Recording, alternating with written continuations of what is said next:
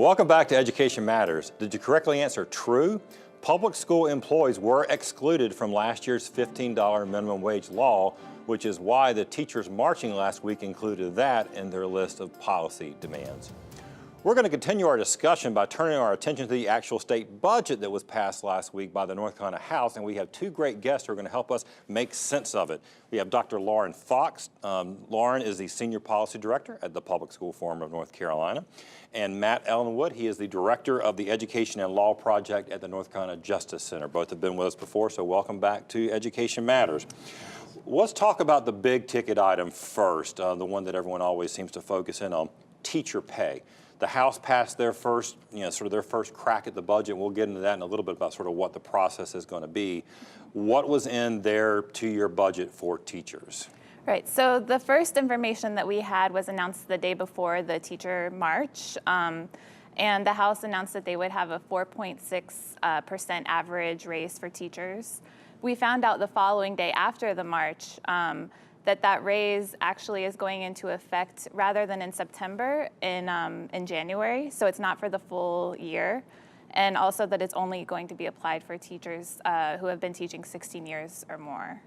Well, that's something, Matt, the idea of picking certain groups of teachers, that's kind of been a theme, right? I mean, you've seen a focus on beginning teachers early. I mean, again, and all these groups make sense, but that was a little interesting that the announcement sort of left out the fact that, oh, but if you've been teaching less than 16 years, you're not getting a raise. Yeah, that's a big deal, and so is the raise kicking in January, so functionally it's about half of what it normally would have been. So when you look at these over the years, over the 2 years, they really amount to more like a cost of living adjustment for teachers. And when you look, I think it's also important to keep the raises that have happened recently in a historical context where between 2000 and 2013, teacher wages dropped, or they were frozen essentially for many of those years. And in terms of, when you adjust for inflation, they dropped by about 13.7%. So when we make these adjustments, we're really pouring them into a really large hole. So they might look good year to year, but they're not enough to make up for what has happened historically. Yeah, Lauren, one of the things that bothers me is I do feel like we end up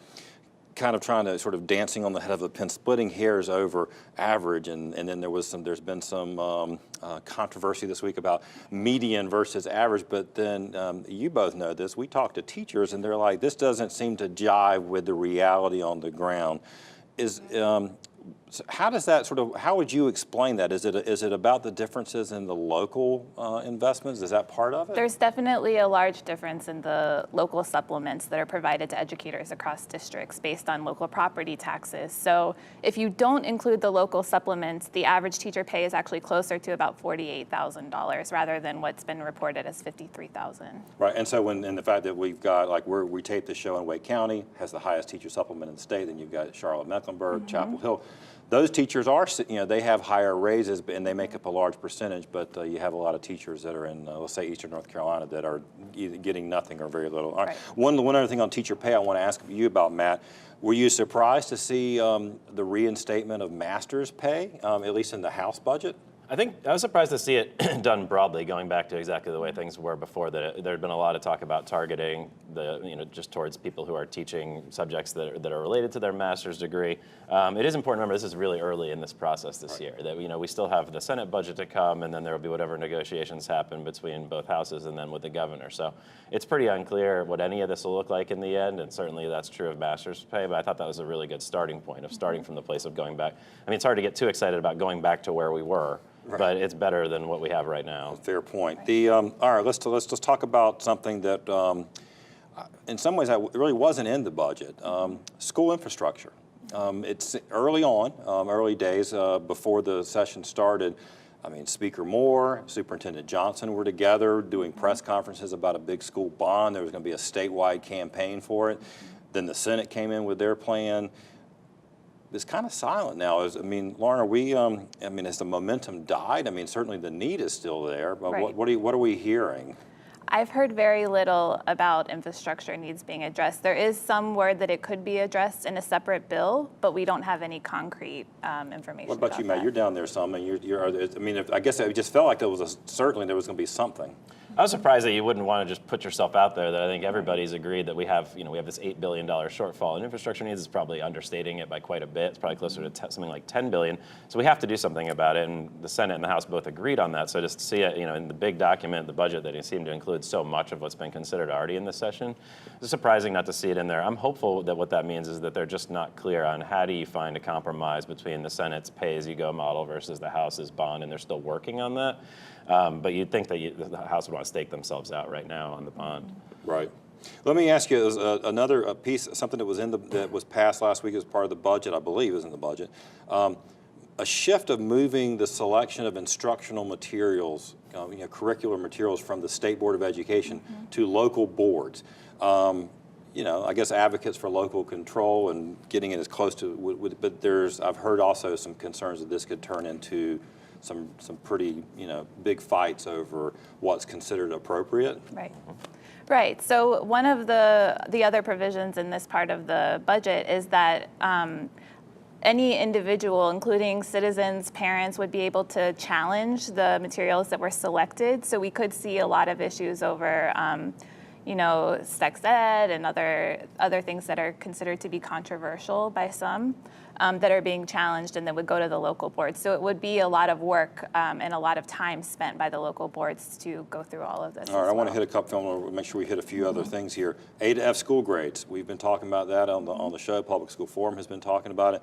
It's in the House budget to change that formula from 80-20, to 51-49. It kind of got moved around. Any chance that's going to happen in the Senate? I'm not sure, because there's a bill in the Senate that seems to kind of want to slow this process down. I think there might be some legitimate concerns about what does the distribution of A through F grades look like under this new formula, where we might need to adjust the rubric that we use to assign those grades so that there isn't like a regression to the mean where everybody's getting something close to a C on the grades. But valuing growth, I think, is certainly a step forward, and I think everybody's kind of getting why growth is more important at this point than just measuring raw test scores, which are almost everyone over there is now even admitting that are too correlated with poverty to really be useful. Right. Now, there's a lot of, I'm going to keep moving, there's a lot of other some new money, a fair amount actually, under the sort of the big umbrella of school safety, Lauren. Is that, sort of talk to me a little bit about what kinds of things that the legislature is investing in? Right, so there's new money allocated for school mental health support personnel, for school resources, for equipment and training grants. So, spending more on mental health support in particular is a positive thing. There's a lot more of a need than what we're seeing allocated, but it's definitely a step in the right direction. Yeah, and I was encouraged when I read it, because we just did our show on suicide and school mental health. Not only is there significant dollars toward students in crisis, by the second year it becomes recurring. Right, that's important, and it's important that we're recognizing the important role these folks play in school. The problem is we just have such a big hole here again, where this new funding would only pay for about 5% of what's needed to get us to the nationally recommended ratios. So even though it's a significant amount of money, it's not even close to what we need. We've had instructional support personnel has gone down by almost 10% since 2008.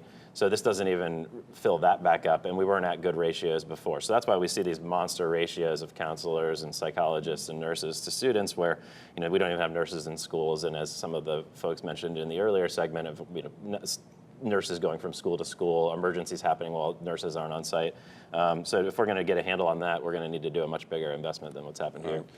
We've talked about school finance a lot on the show. There is a provision in the House budget to put out an RFP, a request for proposal, and I think about $1 million to hire a consultant to redo North Carolina's school funding form, which we had a legislative task force. I don't know if we still have one, but is that the gist of it, basically, to try to hire someone to write something for us? Yes, that they would hire someone, and they're particularly interested in looking at weighted student funding formulas, which we're seeing more of those pop up across the country. But this is interesting given that this year we're going to see a report by WestEd and the Governor's Leandro Commission that are that are addressing our school finance issues, and we haven't even seen the results of that yet, but we're already talking about hiring someone new. All right, last question for you, Matt. What's next? I mean, sort of like you mentioned what's the process? Real quickly, what are we going to see next? Yeah, next we'll see the Senate budget, and that could be interesting just because we've had the new revenue projections, so they may have more options to do a little bit more on education. And then we have a new dynamic where in previous years, the Republicans have had supermajorities in both houses and haven't necessarily had to negotiate with Governor Cooper on the budget. That's not the case this year. So like I said earlier, it's early in the process, and we could see something very different by the end when it's all said and done. Right, so we could be in a situation in a couple of weeks, we'll have a Senate budget, a conference, House and Senate, but then it still has to, the governor has a little bit more power with that veto this time. And, and there is always the prospect of no budget, and that's out there too, and that would be problematic for everyone probably. Matt Ellinwood, Dr. Lauren Fox, thanks for being here. After the break, this week's final word.